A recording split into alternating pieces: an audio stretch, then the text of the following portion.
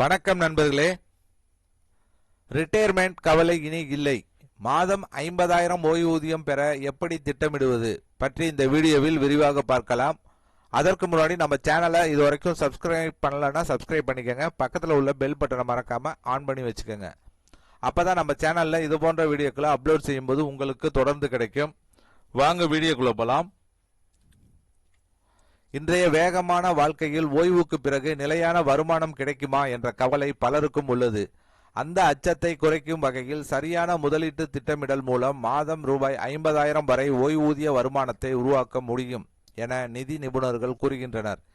இதற்கான முக்கியமான ரகசியம் இளமையிலே முதலீட்டை தொடங்குவது. குறிப்பாக 25 வயதிலிருந்தே திட்டமிட்டு முதலீடு செய்தால் கூட்டு வட்டி மூலம் நீண்ட காலத்தில் பெரிய தொகையை உருவாக்க முடியும். பாரம்பரிய முதலீடுகள் போல நிலையான வைப்பு எஃப்டி அல்லது தங்கம் மட்டும் போதுமான வருமானத்தை வழங்காது. அதனால் ஈக்விட்டி மற்றும் டெப்ட் ஆகியவற்றில் சமநிலையுடன் ஒரு ரிட்டையர்மெண்ட் போர்ட்போலியோ அமைப்பது அவசியம். நீண்ட காலத்தில் ஈக்விட்டி மியூச்சுவல் ஃபண்டுகள் 12% 15% வரையில் வருமானம் தரக்கூடும். அதே சமயம் பாதுகாப்பிற்காக பப்ளிக் ப்ரொவிடென்ட் ஃபண்ட், பிஎஃப் மற்றும் நேஷனல் பென்ஷன் சிஸ்டம் போன்ற திட்டங்களையும் சேர்த்து கொள்ளலாம். ஓய்வுக்கு பிறகு நிலையான வருமானம் பெறுவதற்கான ஒரு சிறந்த வரி சிஸ்டமேட்டிக் வித்ட்ராவல் பிளான் SWP ஆகும். இது மியூச்சுவல் ஃபண்டுகளில் முதலீடு செய்யப்பட்ட தொகையில் இருந்து ஒவ்வொரு மாதமும் ஒரு நிரந்தர தொகையை எடுத்துக்கொள்ள அனுமதிக்கிறது. உதாரணமாக 1.5 கோடி தொகையை ஒரு ஹைப்ரிட் ஃபண்டில் முதலீடு செய்து SWP மூலம் மாதம் ரூபாய் 50,000 எடுத்துக்கொண்டால் உங்கள் மூலதனம் தொடர்ந்து வளர்ச்சி அடைந்து கொண்டே இருக்கும். அதே நேரத்தில் உங்களுக்கு சம்பளம் போல ஒரு வருமானமும் கிடைக்கும். மேலும் வரி திட்டமிடலும் மிகவும் முக்கியம். குறிப்பாக NPS மூலம் முதலீடு செய்தால் முதிர்வு நேரத்தில் 60% வரை வரி விலக்கு கிடைக்கும்.